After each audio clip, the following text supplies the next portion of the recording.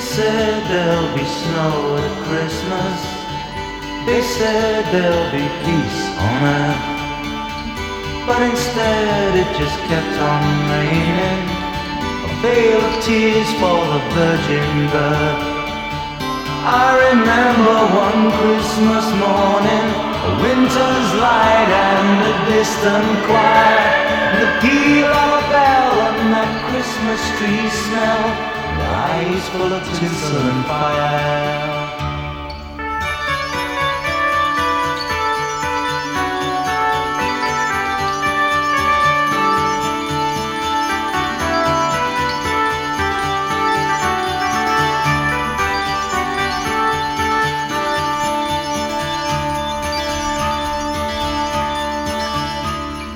They sold me a dream of Christmas. They sold me a cyanide. They told me a fairy story till I believed in the Israelite. And I believed in Father Christmas. I looked to the sky with excited eyes.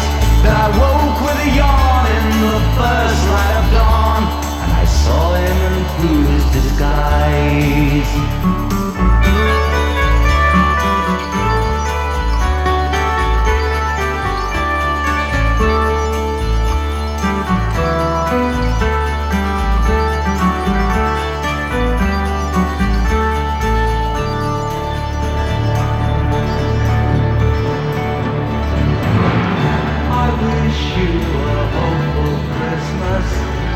I wish you a brave new year.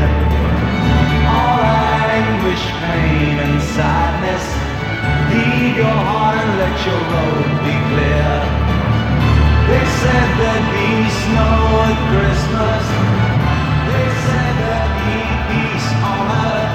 Hallelujah, Noel, be heaven on earth. The Christmas we get, we deserve.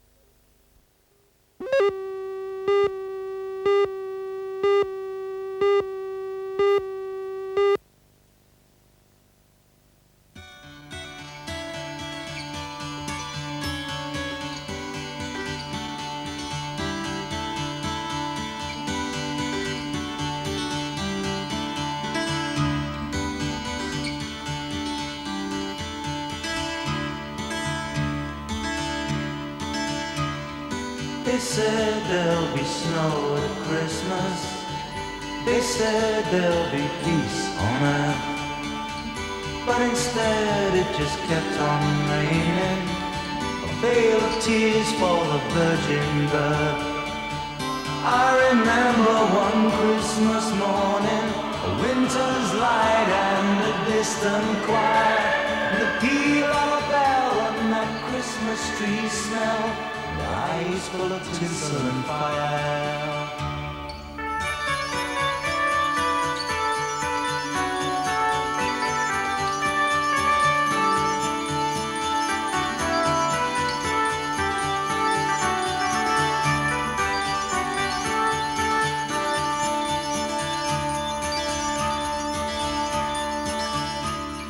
They sold me a dream of Christmas.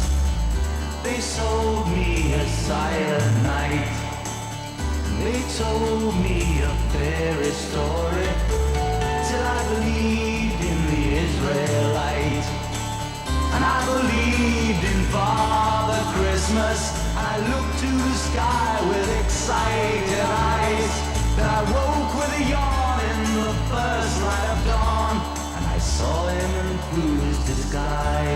days.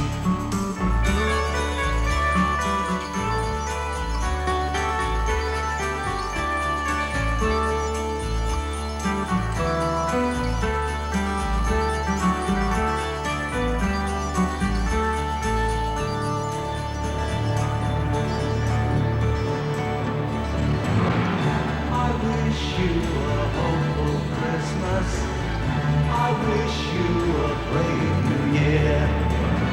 All anguish, pain and sadness, leave your heart and let your road be clear. They said there'd be snow at Christmas. They said there'd be peace on earth. Hallelujah, Noel, be heaven on earth. The Christmas we get, we deserve.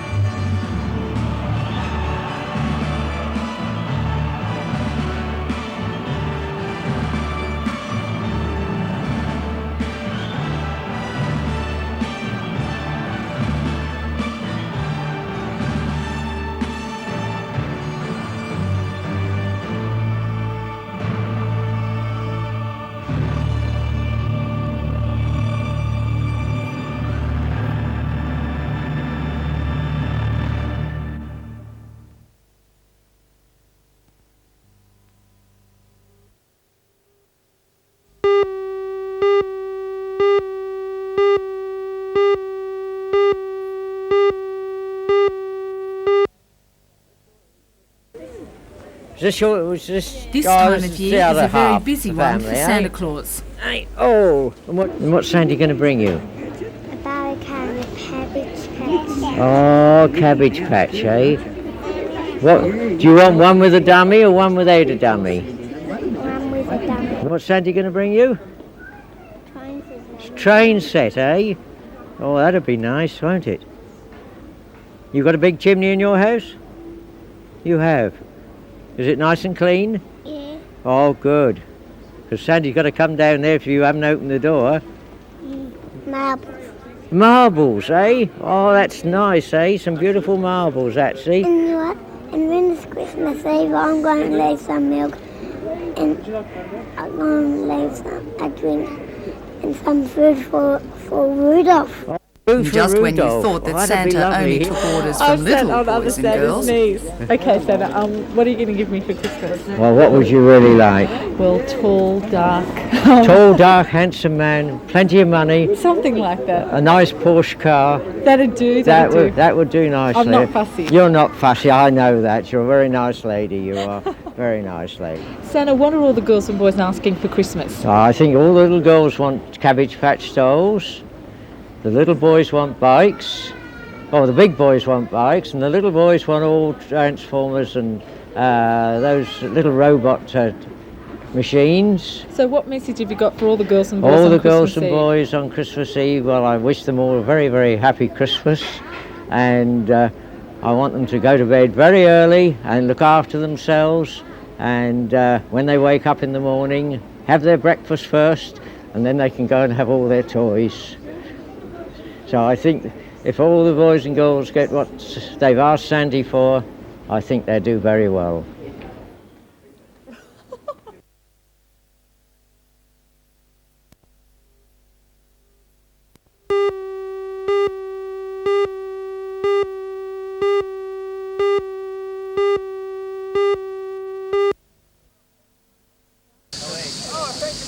Scouting is a worldwide movement involving thousands of young boys from all different walks of life. Its primary aims of fellowship and fun will be highlighted when scouts from 18 different countries pitch their tents next week at Appin. Admiring the city's sights, the American representatives joined Newcastle Scouts in Civic Park today, arranging plans for the coming Jamboree. It's a time for Scouts to learn more about their international companions, and according to Tracy Skidmore, it's an educational time for everyone. There's a few differences between the Boy Scouts of America and the Boy Scouts of Australia. Australian Scout seems a little harder. You're active for a longer length of time. In America, you're only active until you're 18, and then you become an adult leader. In Australia, you can be active until you're 26 and then become an adult leader. So there's more experience in time, but their goals are pretty much the same, helping other people and personal gain and benefit. Badges. 13-year-old Chris Lamarche says that a Scout's role is more than just its traditional reputation. As you go out, we camp, have fun, we earn badges. It's mainly when everybody can meet, have fun, and do lots of games. And it's not like this, everybody thinks we go and help old ladies, but it's not really.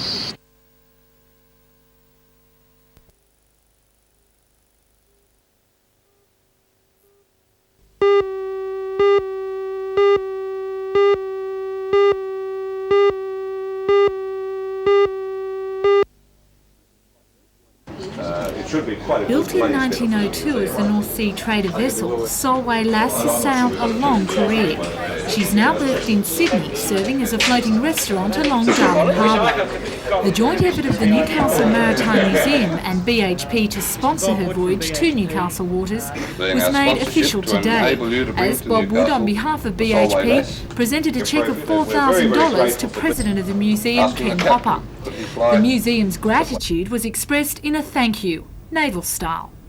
Curator of the Maritime Museum, Richard Morgan, says that the public will be welcome to climb aboard on organised tours, and they won't be disappointed. Well, she's a beautiful ship. She's just been restored, and I went down to see her about 3 weeks ago in Sydney, and she looks absolutely beautiful. We originally had the New Endeavour chartered, but New Endeavour has got a lot of problems with a wooden hull, and unfortunately she won't be available for the regatta. Solway Lass was our next choice, and she's in fact going to be a marvellous activity for people to actually cruise on her during the regatta weekend.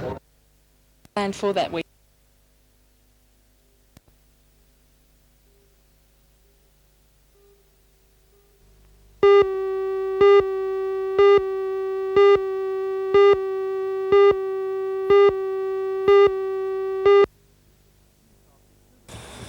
Newcastle's two representatives are brother and sister Paul and Julie Bryan. The whole family are archers and all are off to Brisbane for the titles. 17-year-old Paul Bryan started in the sport at the age of 14 and represented New South Wales in the Nationals in Adelaide last year. He finished 10th in the targets there and feels he's in much better form for Brisbane. In #85 he secured third spot in the state titles, and like all dedicated sportsmen and women, he puts in long hours of training.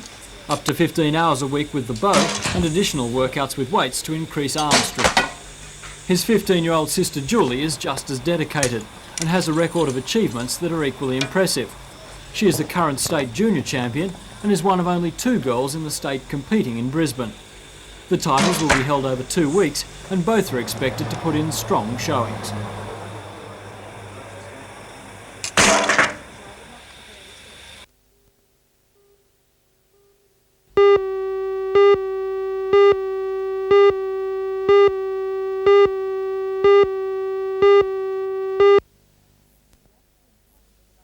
The accident happened at about 7 o'clock last night.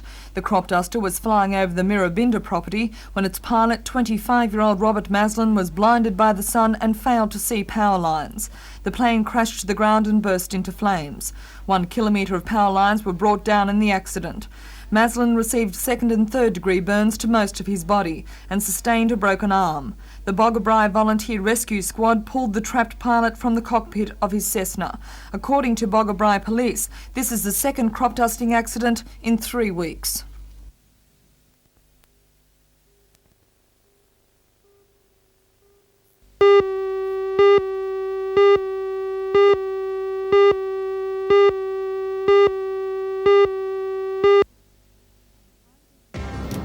Behind these walls at Fort Scratchley lies a magical treasure hunt to find the lost power prism. Characters from the Hunter Valley Theatre Company join with the audience in search of the missing pieces, and to celebrate the company's 10th anniversary. Join Ray Janine and Anna Manzoni for all the news tonight at 6.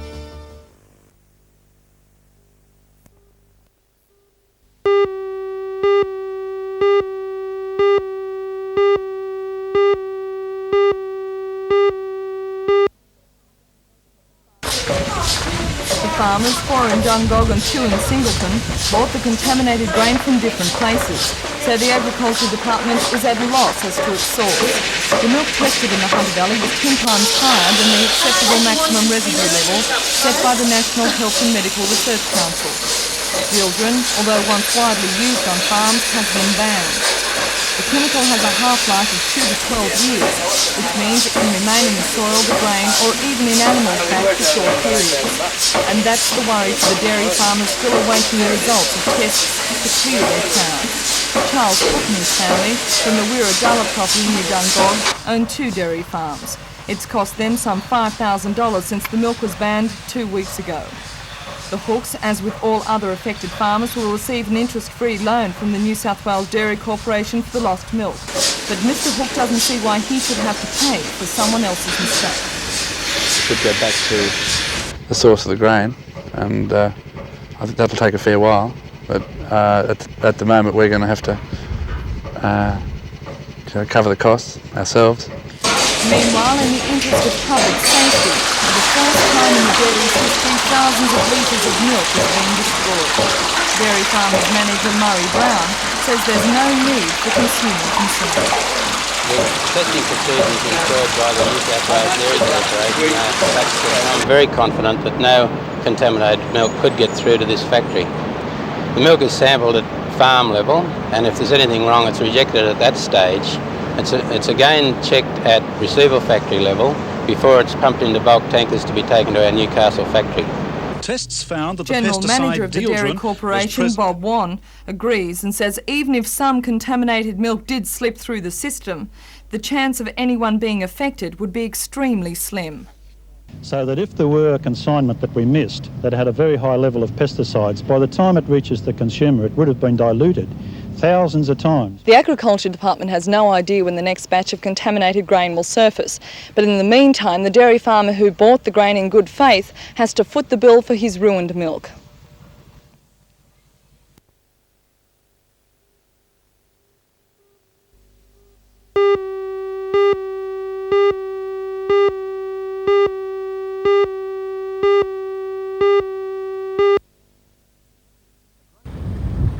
The grain loader has been idle since Tuesday, with 3 ships being directly delayed.